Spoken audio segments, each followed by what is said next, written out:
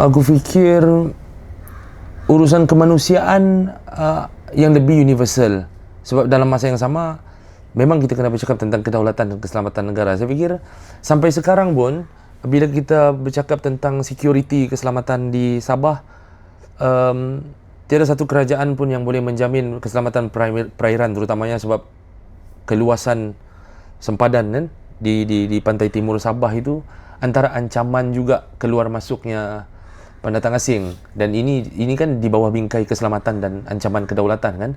Tapi untuk konteks stateless, kita sedang bercakap tentang kanak-kanak yang dilahirkan oleh daripada rahim pelarian yang memang ada di Sabah, yang memang ada di Malaysia, dan diorang sebenarnya dari sudut peruntukan undang-undang memang layak untuk dikira anak Malaysia sebab lahir dan menumpahkan darah, the born here lah.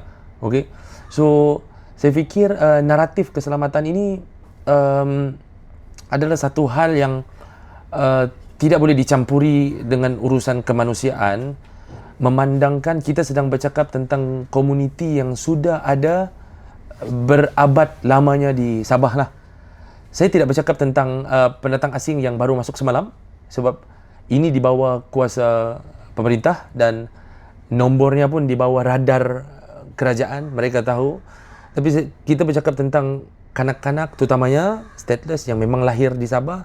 Dia memang terbukti sama ada memiliki sijil lahir bukan warga negara atau sijil lahir warga negara sekalipun. Dan kadang-kadang diorang ni tiada sijil lahir pun, resit klinik pun diorang simpan. Resit yang macam kalau kita makan restoran tu pun dia eliminate juga. Sebab itu saja bukti yang dia ada di lahir di Sabah lah. Okey. Saya fikir antara pelajaran daripada negara lain, misalnya education first policy lah, misalnya diamalkan di Thailand kan. Tapi banyak sebenarnya negara-negara macam pengurusan stateless ini adalah lebih kurang pengurusan banyak isu-isu minoriti di dalam negara diorang lah.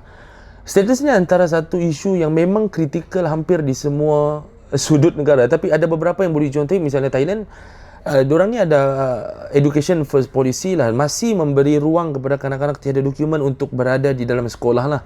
Cita-cita ni pernah ada lah dulu. Pendidikan untuk semua ni sudah ada diungkap zaman Mazli Malik, disambung Fadlina Siddiq, dan baru-baru ini laporan untuk anak kita itu pun agak kurang menyentuh sebenarnya.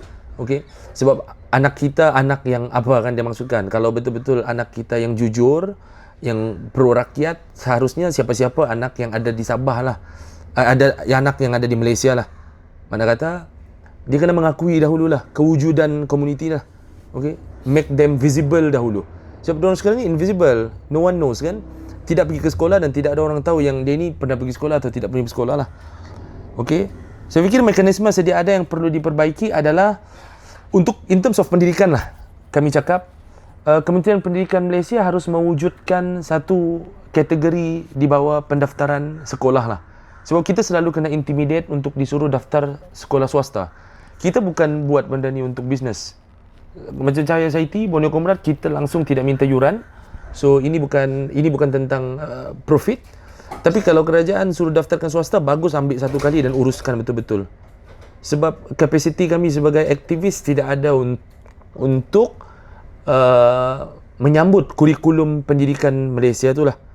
Okey. So apa yang perlu diperbaiki sekiranya ingin membantu mengurangkan masalah ini lebih kritikal adalah endorse lah kerja-kerja yang dibuat oleh CSOs, NGOs. Dan kenapa sentiasa ada was-was antara kerajaan dengan grassroots movement ataupun social movement adalah government kurang mencair dan kurang bersentuhan dengan gerakan sosial di bawah lah. Jadi bahasa itu tidak bertemu kan, tidak berkongsi idiom yang sama lah. Okey. So apa yang perlu dibuat, bagaimana naratif awam ini boleh diubah adalah memperbesarkan lagi cerita ni lah. Macam kami sekarang ni, kami tengah buat short tour, quick tour lah di Semenanjung. Tema kami make the invisible visible lah. Sebab tujuan utama jelajah ni bertemu kawan-kawan dan membawa cerita-cerita yang kami fikir hanya terperangkap di Sabah lah. So tujuan utamanya adalah mobilisasi nasional lah, membawa naratif yang terpinggir di Sabah tu untuk dipercakapkan dan diungkap di sinilah daripada semua jenis lapisan lah, gerakan mahasiswa, kumpulan-kumpulan intelektual di Balai Ilham, NGOs, ahli akademik. Ia mula dipercakapkan lah dalam kerangka dan bentuk dan sudut yang berbeza-beza pun tidak apa. Kan? Sebab di sini pun kami ada kunjungi sekolah-sekolah Myanmar, pun lebih kurang sama juga daifnya. Halangan-halangannya. Cuma bezanya, refugees yang ada di Kuala Lumpur, Selangor ni boleh pulang ke negara asalnya. Settlers di Sabah itu tidak tahu mau pulang ke mana. Tidak boleh bergerak ke mana-mana sekalipun. Keluar daripada daerah pun kena lalu checkpoint ini satu ancaman yang besar. Apatah lagi naik kapal terbang memang tak boleh lah. Okay? So itu antara kempen sosial yang boleh kita buat untuk tujuan awareness dan memastikan ramai lagi orang tahu cerita ni lah. Dan perlahan-lahan nanti akan berlaku dinamika perubahan sosial itu dari bawah, dan kita berharap akan ada perubahan polisi, perubahan dasar atas tekanan-tekanan ataupun kempen-kempen kreatif yang algoritma friendly lah, terutamanya di media sosial hari ini.